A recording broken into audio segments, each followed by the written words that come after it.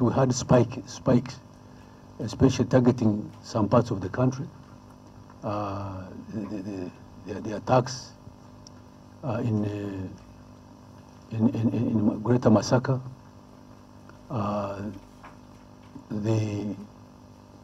and also Greater Kampala, which we call the Kampala Metropolitan Policing Area, machete attacks.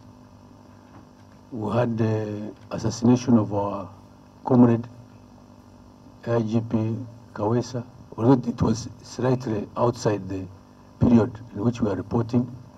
Then, of course, the murders in Nansana and Katabi in Wakiso district. So in terms of, therefore, of the violent crime, there was a problem, but generally the rest of the country, crime rate was quite low. During the festive season, here we registered the lowest compared to the past years. We registered very low crime incidents, as well as fatalities on the highways, thanks to the measures we put in place during the festive season, both within, especially the Kampala metropolitan area, as well as on the highways. The police, working with sister security agencies, have been able to apprehend, to successfully investigate these incidents of violent attacks and apprehend a number of suspects. And working with the DPP, a number of them have been sent to jail. As of Nansana and Katabi, I'm very gratified to report that the suspects were arrested, supported by the forensic evidence. And at this juncture, I want to appreciate the efforts of the director of Kale, who I think is behind me, and his team for confirming that these suspects who were arrested are the actual suspects. Yes, some charges have been dropped, but we still think we want to engage the DPP with a view to restating charges, because we are very sure these 12 suspects, although the evidence may not want to find out why the evidence wasn't sufficient, but there is evidence, testimonies that link Kawesi, who killed 8 of the ladies who were killed in Nansana. There is evidence that links those to him.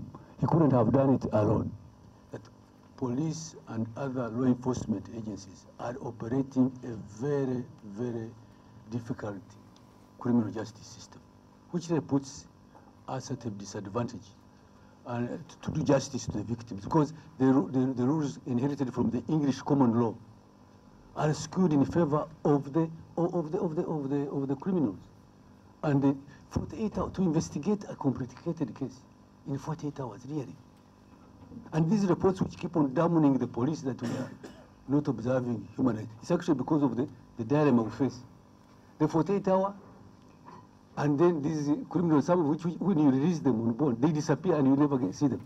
So we are facing a problem, and I really want to call upon this committee to really consider a debate on the criminal justice system as inherited from the British. It's as if we are a hostage to something that is really creating a problem to deliver justice.